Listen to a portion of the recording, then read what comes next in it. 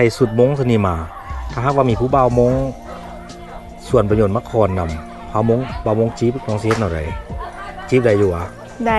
อยากมีคนจี๊บยานแต่บุบ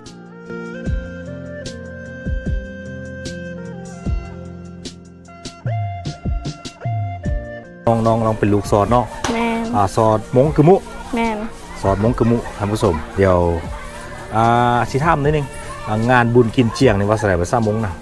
นกไปเจ้าโอ้ค่อยฮักเจ้าสิวัดสระกูรู้ก็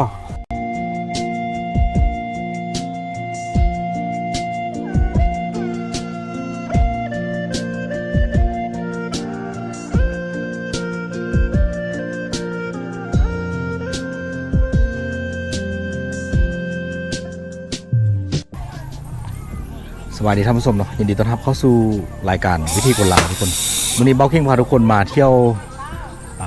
งานบุญประเพณีของพี่น้องส่วนเผ่ามงทุกคนอยู่ที่หมู่บ้านของวันนี้เป็นบ้านกิ้วแคมเมืองเมืองเพียงเนาะบ้านกิ้วแคมเป็นบ้านพี่น้องส่วนเผ่ามงนี่จะเป็นเทศกาลเป็น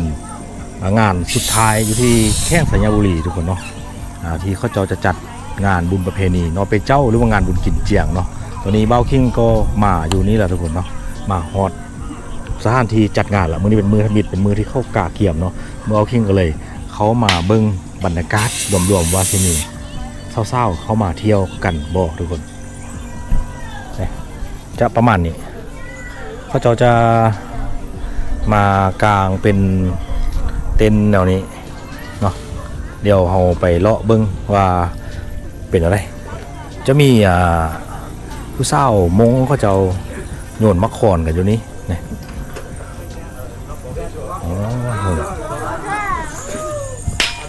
คนกำลังกำมาน้อยทุกคนเนาะเดี๋ยวเราก็เลาะไปโอ้ตอนนี้เห็นเศร้ามงทุกคนเดี๋ยวเขาไปสัมภาษณ์น้องเศร้ามงนำกัน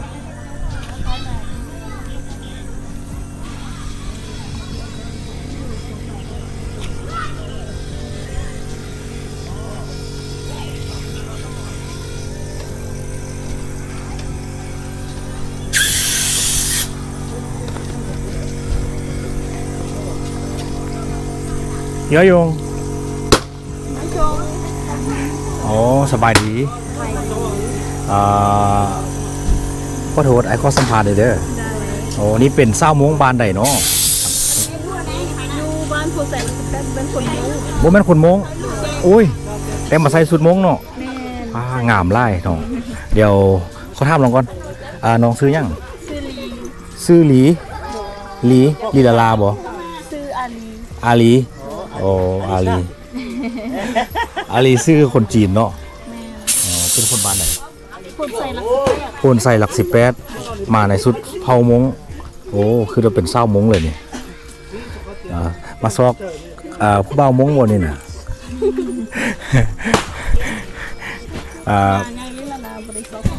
มายังลิลาลาบริษัทผู้เบาอ๋อแล้วผู้นี้เลยซื้อยังน้องแตงโมโอ้สำเนียงแจงเลยคือว่าเป็นเศร้ามงโมแมนเนาะโมแมนคนเหล่าลุ่มแต่ว่ามาใส่สุดมงทางซ่องนี้คือแบบความงามเลยกินกันโบลงเลย มื้อนี้ระวังไอ้เบ้ามงกับไอ้เบ้ามงยานกันเด้อยานบ่มีคันถ้าว่ามีผู้เบ้ามงมาจีบที่สุดทางซ่องเลยเซ่ยเอาอ๋อบ่มีผู้มาท่ามโยนมะขอนวะบ่มีห้าก็มางานอ๋อเดี๋ยวมื้อนี้เบาคิงข้อตามติดวิถีชีวิตเศร้ามงทางซ่องเลยเด้อมื้อนี้เฮ็ดใส่สุดมงมาโอ้งามไล่ผู้นึงก็แกมบ้องผู้นึงก็น้าขุ่มขนาดอ๋อนี่เป็นเศร้าสัญญาบุรีทุกคนน้องแตงโมแล้วก็น้องลีโอ้เศร้าสัญญาบุรีเศร้าเมืองซางทุกคนคันใจบกาบริคีซางเดี๋ยวเขาทำเป็นนิดนึงน้องแตงโม ตอนนี้จักปีละ 16 17 ปีโอ้ยังเฮียนอยู่บ่ยังเฮียนอยู่ห้องยัง เรียนห้อง6 ม .6 หน่วย โอ้16 ปีเบิ่งทรงก็สิเฮียนเก่งเนาะ16 ปีทุกคนน้องแตงโมมาน้องลีเด้ยังเฮียนอยู่บ่ บ่เรียนแล้ว บ่เฮียนแล้วเบ้าญาติกันเหรอเอาไปนำผู้เบ้าบ่แม่นบ่เฮียนแล้วเนาะจักปีแล้วเดี๋ยวนี้ 15 16 15 16ซ้ำกันเลย อันนี้16ไง อันนี้เป็นเอื้อย แม่ไกลปีนึง เลยปีหนึง หน่วย โอ้งามกินกันบ่ลงเลยเดี๋ยวนี้ถือว่าเป็นดอกไม้แบบนำหนึงอยู่นี่เลยทุกคน เศร้ามงนี่อายเลยเนี่ยเป็นแบบนี้เนี่ยสิได้ประกวดของเขาบอก อย่าโนพาน เขาหอม อ๋อเดี๋ยวเราเพียงคือตามติดซ่องเศร้าเลยทุกคนเดี๋ยวเพิ่นว่าฉันสิไปซอกโยนมะขอนไปเลาะเบิ่งนำกันเนาะทุกคนเนาะ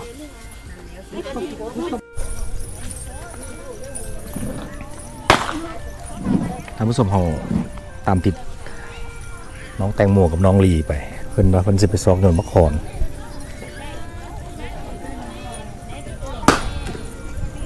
แดดฮอน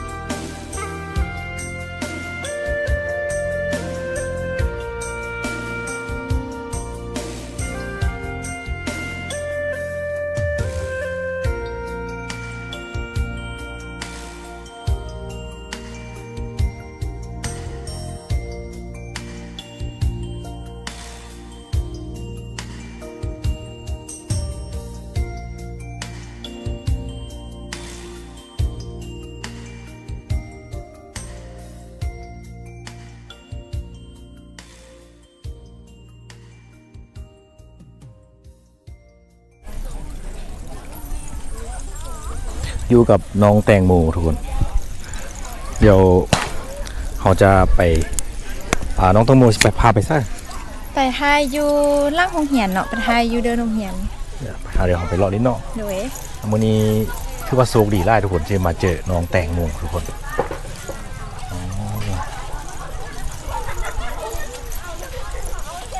นี่เป็นคลิปแรกที่ได้ถ่ายกับน้องแตงโมแล้วน่าจะมีคลิปที่2ที่3ที่4ทุกคนฝากท่าน ฝาก ผู้ชม ติดตามเลยเด้อ เอาติดตามเลยทุกคน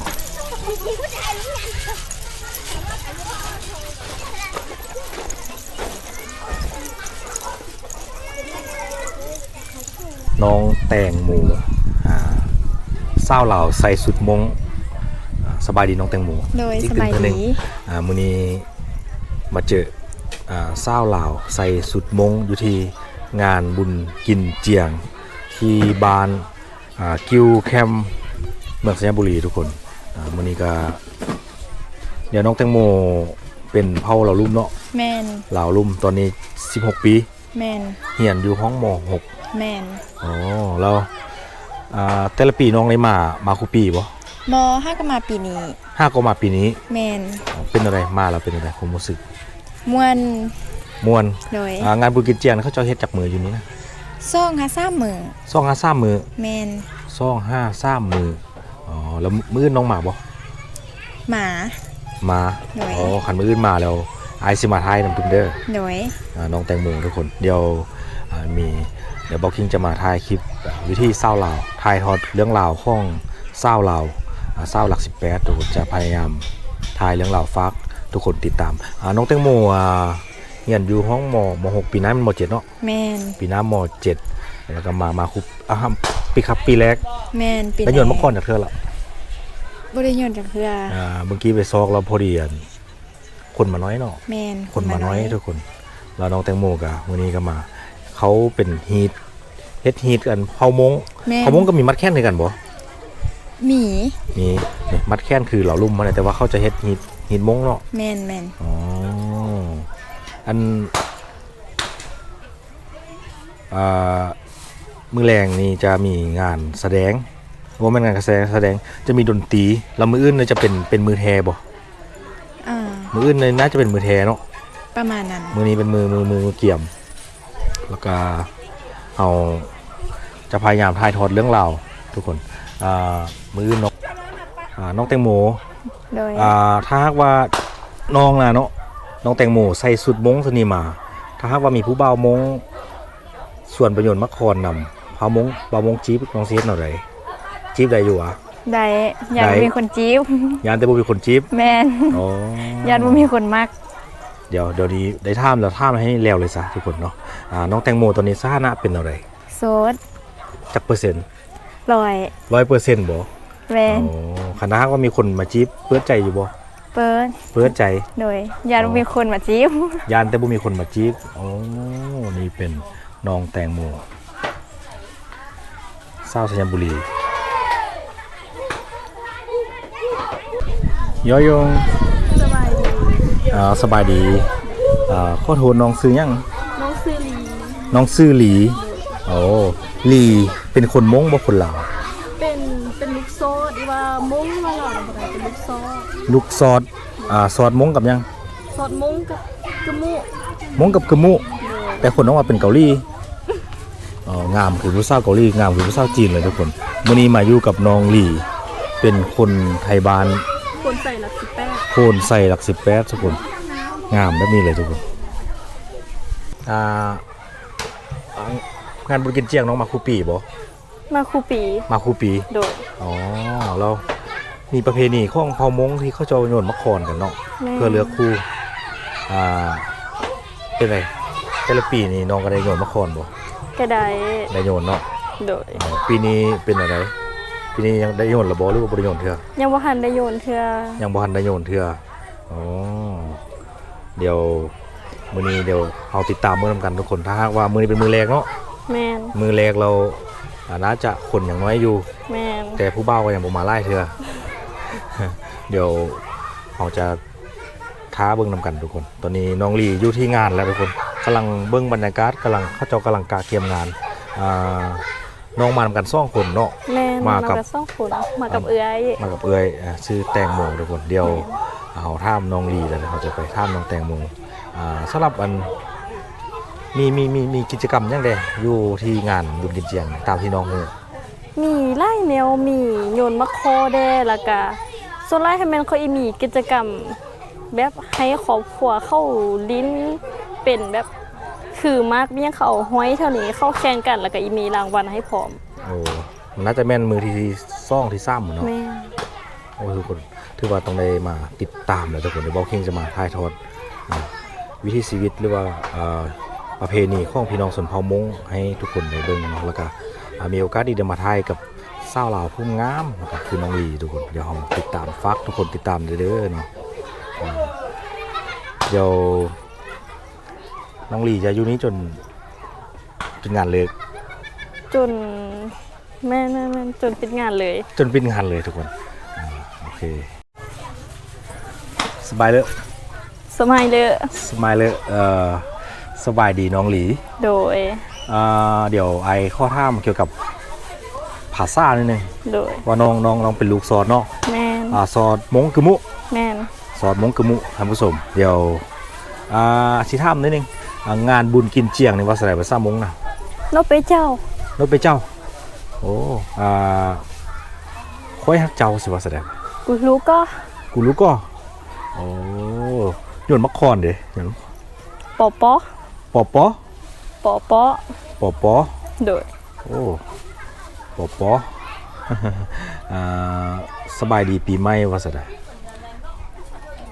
สบายดีปีใหม่ว่ะ เป็นภาษามง เป็นภาษามงบ่เป็นภาษากะโมเนาะ บ่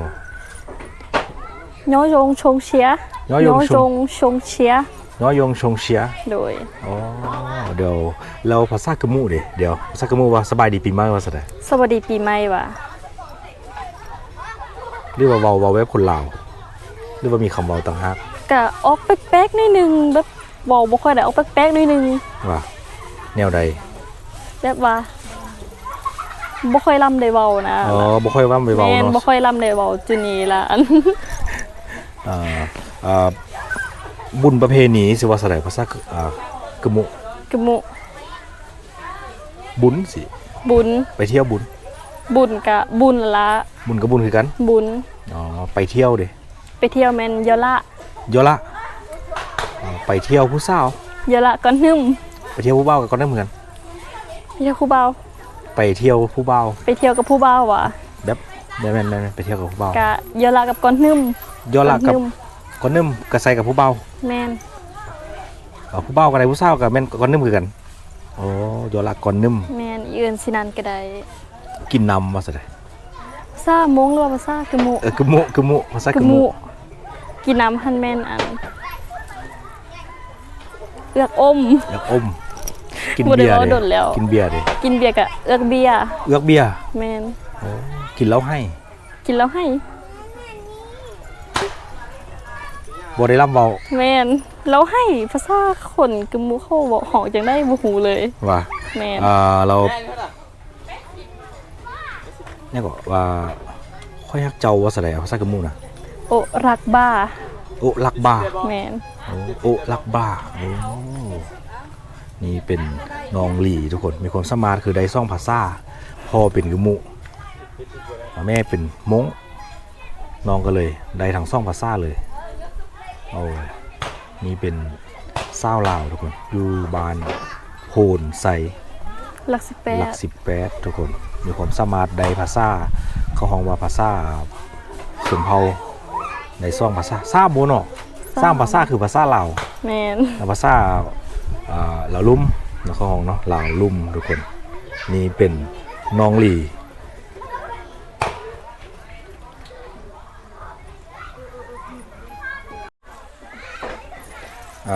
ท่านผู้ชมตอนนี้น้องหลีกับน้องแตงโมฮอนเนาะ แม่นฮอน เพิ่นจะไปเปลี่ยนชุดทุกคนเดียว เราติดตามว่าเวลาแปลงส้มมาเป็นอะไรเพราะว่าใส่ชุดนี้นี่บุแมนมงหรอกใส่ตาเบาคิงเบิ้งนี่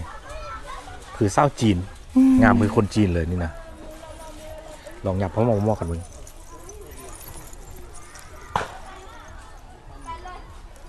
ท่านผู้ชมคิดว่าผู้ใดงามคนกันคอมเมนต์มาระหว่างน้องลีกับมันแต่เบาคิงตัดสิ้นฟันธงเลยงามคนละแบบทุกคนผู้หนึ่งงามแบบว่านๆผู้หนึ่งงามแบบคมๆงามเป็นคนละแบบเลยแบบเบิ้งระบบเบื่อฮะนะแบบนี้เลย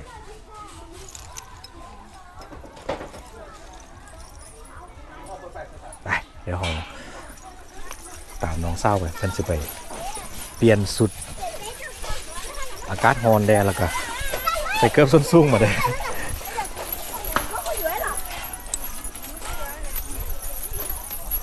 นี่คือบรรยากาศอยู่ที่งานบุญกินเจียงมือทำบิดของบานคิวแคมกาซีประมาณนี้ทุกคนว่าคนก็เริ่มทยอยมากัน